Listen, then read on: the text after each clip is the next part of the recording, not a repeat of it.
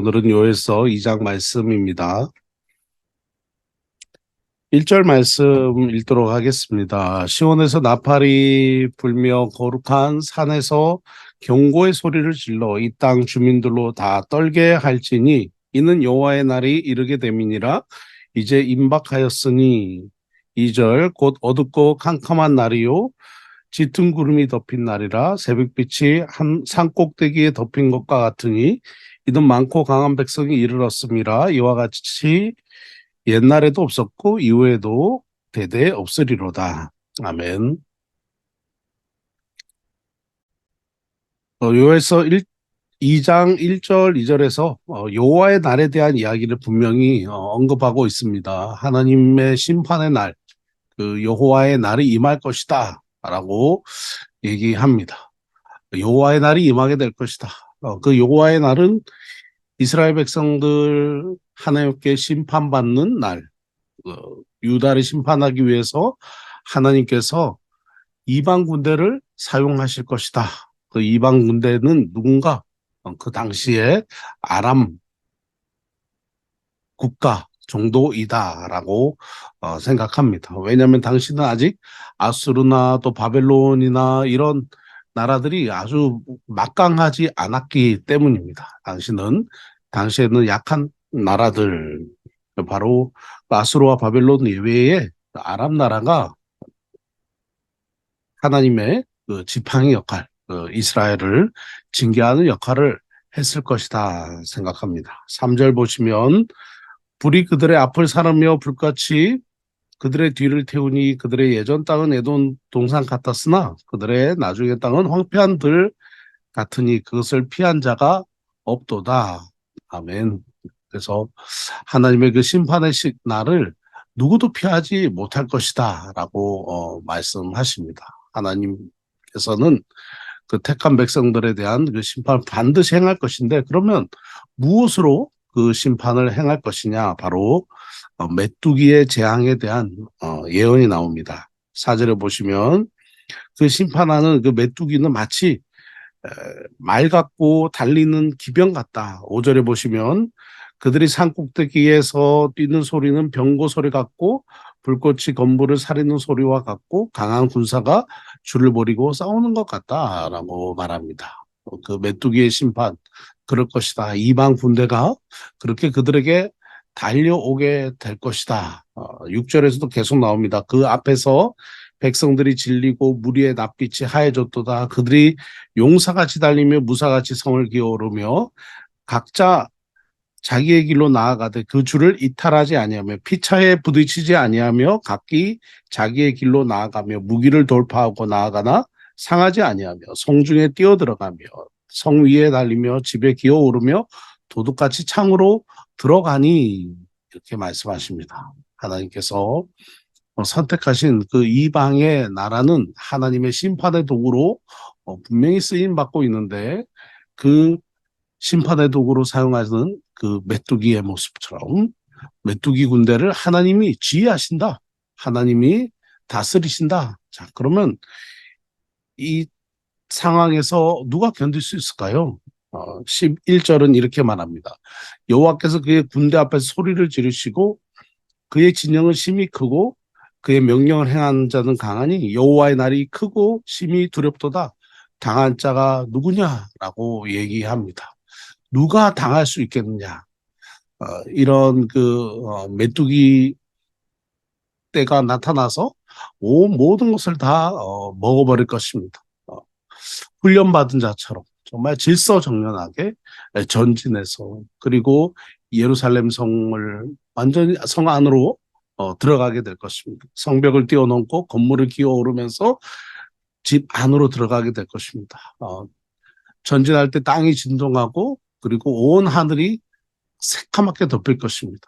메뚜기 떼가 날아와서 하늘이 새카맣게 됩니다. 해와 달이 어두워지고 별들도 빛을 잃게 된다. 10절에 보면 땅이 진동하고 하늘이 떨며 해와 달이 캄캄하고 별들이 빛을 거두게 된다. 자, 누가 이 날에 견딜 수 있을 것이냐? 그러면 어떻게 해야 될 것이냐? 바로 애통하고 금식하고 울어라라고 요엘서 2장은 분명히 말합니다. 잘못했다. 그러면 어떻게 될까요? 회개해야 된다. 지금이라도 회개하라. 12절 여호와의 말씀에 너희는 이제라도 금식하고 울며 애통하고 마음을 다하여 내게로 돌아오라 하셨나니. 자, 13절 말씀 보시면 너희는 옷을 찢지 말고 마음을 찢으라 라고 분명히 말씀하십니다. 너희는 옷을 찢지 말고 마음을 찢으라. 이 말씀이 참 분명히 회개하라, 진심으로 회개하라 라고 말씀하시는 거죠. 죄를 인해서 애통하여 정말 하나님 앞에 전심으로 회개하라고 분명히 말합니다. 원망하거나 하나님 앞에 불평하거나 하나님 왜 나는 안 줍니까? 왜 나에게는 허락하지 않습니까? 라고 하지 말고 회개하라. 그러면 하나님께서 안아주실 것이다 라고 말씀하십니다. 자, 금식하고 울고 애통하며 하나님께 돌아오며 옷을 찢지 말고 마음을 찢으라. 이거 마음을 찢는 것은 고통스러운 것입니다. 겉으로 옷을 찢는 행위, 그냥 종교적인 행위로 회개하지 말고 마음을 찢으라. 그러니까 마음을 찢는다는 것은 마음의 아픔을 함께 가지라는 거죠. 하나님 앞에 전심으로 회개하라. 정말 진정으로 회개하라. 지금이라도 즉시 돌아오라. 그렇게 하지 않으면 재앙이 올 것이다. 놀라운 재앙이 임하게 될 것이다. 너희 이스라엘의 아수르와 바벨론의 재앙이 올 것이다. 하나님의 은혜로 너희가 다시 돌아가나 다시 로마가 올 것이고 그리고 로마 후에 또 그리스에 공격이 있을 것이다. 그리고 온 나라는 어떻게 해요? 다 열국으로 흩어지게 될 것이다. 그러니 너희는 제발 하나님 앞에 회개하라. 회개하지 않으면 심판이 오게 될 것이다. 언제 회개해야 되나요? 지금 회개해야 돼. 지금 회개하라. 지금 하나님 앞에 무릎 꿇고 나아오라라고 하나님께서는 말씀하시는 거죠. 지금 즉시 회개하라. 정말 전심으로 회개하라. 라고 말합니다. 지금 꼭 해야 되나요? 좀 더 세상을 즐기다가 회개하면 안 되나요? 심판이 언제 올지 모르고 지금 즉시 회개해야 모든 그 하나님의 징계로부터 자유케 된다. 하나님의 용서를 받는다라고 말합니다. 자, 그 용서는 어떤 용서일까요? 회개하면 하나님의 행하시는 놀라운 일은 바로 13절 중간입니다. 은혜로우시며 자비로우시며 노하기를 더디하시며 이내가 크시사 뜻을 돌이켜 재앙을 내리지 아니하시나니. 놀라운 거죠. 자, 재앙을 내리지 않겠다. 심판하지 않겠다. 너희를 멸망시키지 않겠다. 14절 주께서 혹시 마음과 뜻을 돌이키시고 그 뒤에 복을 내리사 너희 하나님 여호와께 소제와 전제를 드리게 하지 아니하실는지 누가 알겠느냐. 하나님은 어떤 분이십니까? 은혜롭고 자비롭고 노하기를 더디하시고 인애가 크시고 뜻을 돌이키시는 분이시다. 누가 하나님의 뜻을 돌이키게 할 수 있습니까? 회개할 때 하나님의 뜻을 돌이키게 할 수 있다. 재앙을 내리지 아니하신다. 오히려 하나님은 복을 내려 주신다. 하나님은 오히려 복을 내려 주시고 하나님은 축복하신다. 그러니 지금이라도 늦지 않았다. 하나님 앞에 회개하고 돌아오라라고 말합니다. 요나서에서 요나가 니느웨로 가지 않으려고 그렇게 했습니다. 니느웨에 가서 하나님의 강권적인 역사로 니느웨에 가서 하나님의 복음을 전했을 때 그 니느웨 사람들이 엄청나게 회개했습니다. 그때 하나님께서 니느웨를 향한 심판을 돌이켜 주셨죠. 오히려 요나는 하나님 왜 심판하지 않습니까? 하고 심술이 났습니다. 하나님은 뭐라고 말씀하십니까? 네가 이 심지도 않은 방덩굴에 잎사귀 하나를 그렇게 사랑하는데 내가 그렇게 내 생명처럼 사랑하는 이 니느웨 백성들이 왜 소중하지 않겠느냐라고 하나님은 말씀하십니다. 하나님은 한 사람이라도 살리기를 원하시는 거죠. 살리기를 원하시는 거죠. 사랑하는 마음으로 그들이 돌아오기를 원하십니다. 왜냐하면 하나님은 은혜롭고 자비롭고 노하기를 더디하시고 인애가 크시고 그리고 하나님은 사랑의 하나님이십니다. 또한 우리에게는 아버지 하나님이십니다. 놀라운 분이시죠. 신약의 이 하나님의 아버지에 대한 표현을 어떻게 합니까? 아들을 기다리는 집을 떠난 둘째 아들을 기다리는 탕자의 아버지의 모습으로 그 아버지는 날마다 아들이 돌아오면 나타나게 될 저 먼 길을 바라보며 아들이 돌아오기를 기다리는 하나님이십니다. 그 하나님으로 그 신약 성경에서는 하나님 아버지를 묘사합니다. 예수님께서 말씀하셨습니다. 그 하나님 아버지는 탕자가 돌아오면 손에 아버지의 가락지를 빼서 아들의 손에 끼워주고 잃어버린 아들이 돌아왔다라고 하며 잔치를 벌이고 그리고 아들에게 아버지의 그 옷을 입혀주신 하나님, 그 권위와 잃어버린 권위와 그 신분을 되찾도록 다시 허락하시는 하나님이시다. 하나님의 사랑은 무한하시다. 그러나 우리는 어떻습니까? 우리는 한번 잘못하면 용서하지 않죠. 근데 오늘 하나님은 어떻습니까? 회개하고 돌아오면 금식 12절 요에스 2장 12절 말씀처럼 이제라도 금식하고 울고 애통한 마음으로 돌아오면 하나님은 재앙을 내리지 아니하시고 오히려 복을 주신다. 오히려 축복하시는 하나님이시다라고 말씀하십니다. 인류의 큰 재앙이 지난 100년 안에 있었던 재앙만 생각해도 1차 세계대전, 2차 세계대전, 우리나라 보면 한국전쟁, 6.25 한국전쟁이 있었습니다. 그런 재앙들이 있었습니다. 그 뒤에 어떤 일이 있었습니까? 회개하고 주님을 찾았습니다. 그때 하나님이 축복하셨습니다. 오늘 이 팬데믹의 시기, 또 이웃 나라들의 전쟁의 소식을 보면서 우리 인류는 어떻게 해야 될까요? 우리 지금 회개해야 합니다. 지금 회개하며 울며 금식하며 마음을 찢으며 하나님 앞에 돌아가야 됩니다. 그래야 하나님 주시는 축복을 다시 누릴 수가 있습니다. 재앙을 돌이키실 수가 있습니다. 지금이라도 우리가 회개해야 됩니다. 러시아와 우크라이나 전쟁, 이스라엘의 전쟁이 멈추도록 하나님 회개하면 하나님께서 그 전쟁들을 멈추시고 이 팬데믹의 어려운 시간들도 멈추게 하실 것입니다. 회개하면 하나님의 큰 축복이 있습니다. 하나님께서는 그 축복을 위해서 우리에게 오늘 요에서는 요의 선지자는 회개하라라고 얘기합니다. 회개하고 주께 돌아가는 것. 그것이 재앙을 앞둔 그리고 지금 현재 메뚜기 재앙을 맡고 있는 이스라엘 백성들이 해야 될 일입니다. 그 회개를 위해서 어떻게 해야 될까요? 리더들은 나팔을 불어야 됩니다. 15절 시온에서 나팔을 불어 거룩한 금식일을 정하고 성회를 소집합니다. 16절 장로들과 어린아이와 젖먹는 자와 신랑과 신부도 다 나와서 회개에 참여해야 됩니다. 어떤 사람도 예외되는 것이 없습니다. 모두가 다 하나님의 앞에 나와서 회개해야 됩니다. 한 사람도 회개가 필요하지 않은 사람이 없죠. 장로도 필요하고 어린아이 젖먹는 자도 하나님의 재앙으로부터 벗어나야 되기 때문에 회개해야 됩니다. 지금 가장 행복한 신랑과 신부도 에게도 금식해야 되고 회개를 얘기해야 됩니다. 가정과 교회도 물론이고 가정과 기업도 학생들도 회개해야 됩니다. 모든 사람들이 다 하나님 앞에 나와 회개해야 됩니다. 그러면서 회개할 때 어떻게 말해야 될까요? 17절은 이렇게 말하라고 합니다. 여호와를 섬기는 제사장들은 울며 이르기를 여호와여 주의 백성을 불쌍히 여기소서 그렇게 말하라고 합니다. 불쌍히 여겨 주십시오. 정말 울면서 회개하라고 말하라고 합니다.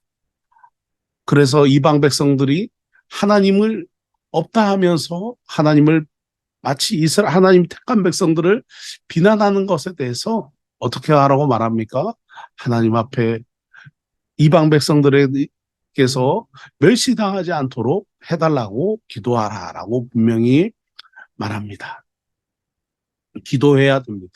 회개해야 됩니다. 그러면 어떻게 한다고 말씀하십니까? 18절 여호와께서 자기의 땅을 극진히 사랑하시어 그의 백성을 불쌍히 여겨 주실 것이다 라고 말합니다. 얼마나 놀라운 말씀입니까?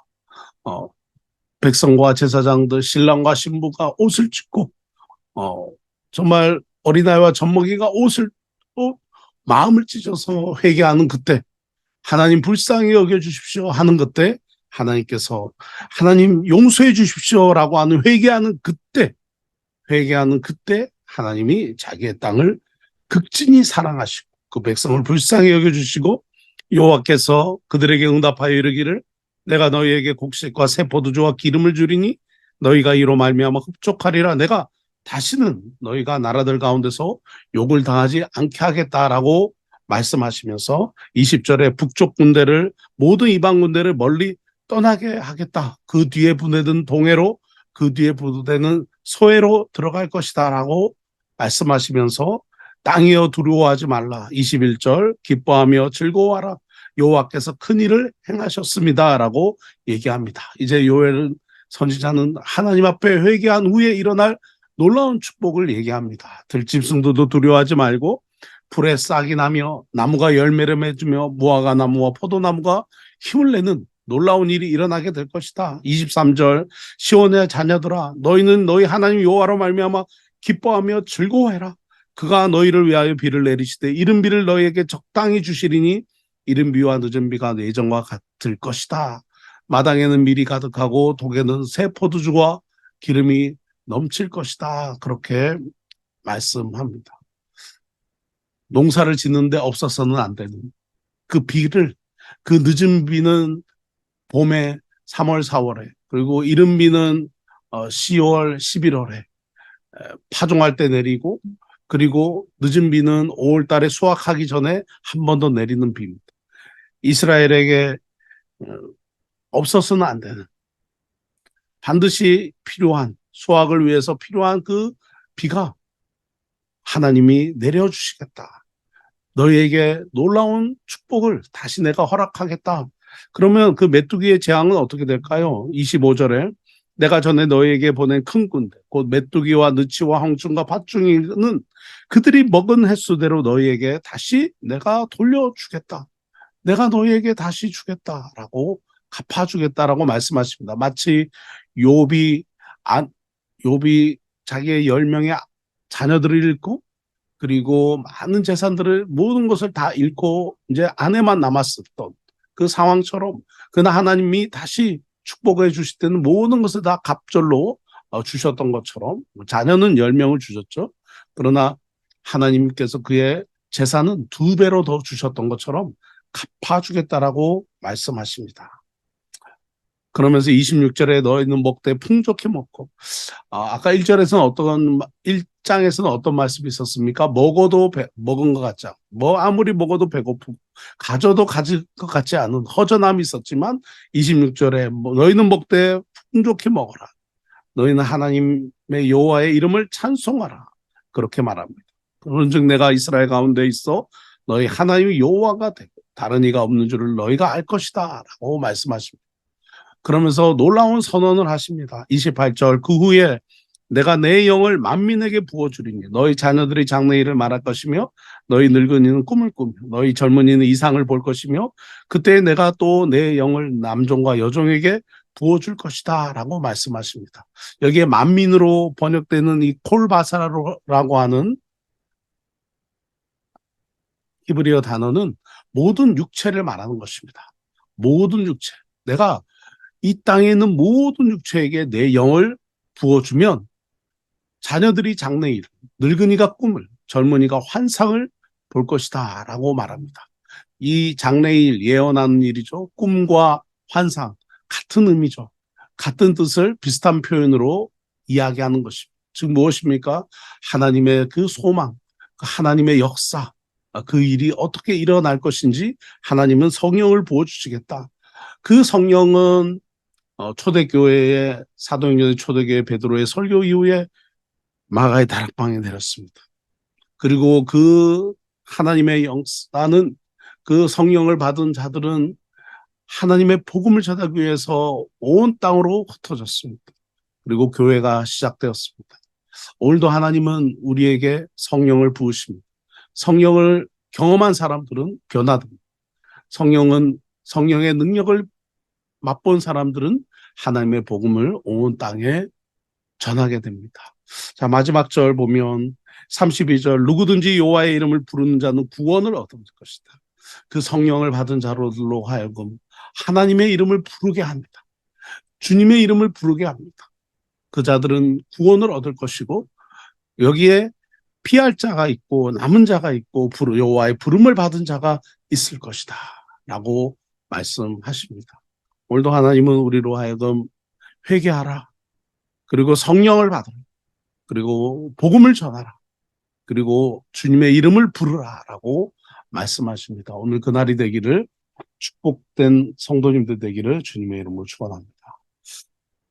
하나님 아버지, 오늘도 이 요에서 1장 말씀을 통해서 회개를 촉구하시고, 그리고 돌아오라 말씀하시고, 회개하는 자에게 놀라운 복을 주겠다 말씀하십니다. 그리고 성령을 받아 온 열방으로 복음을 전하라 라고 말씀하시는 주님의 음성을 듣습니다. 하나님의 마음을 품고 온전히 순종하는, 그리고 복된 날을 보내는 우리 모든 성도님들, 가정과 사업과 기업이 되게 해 주옵소서. 예수님의 이름으로 기도드립니다. 아멘.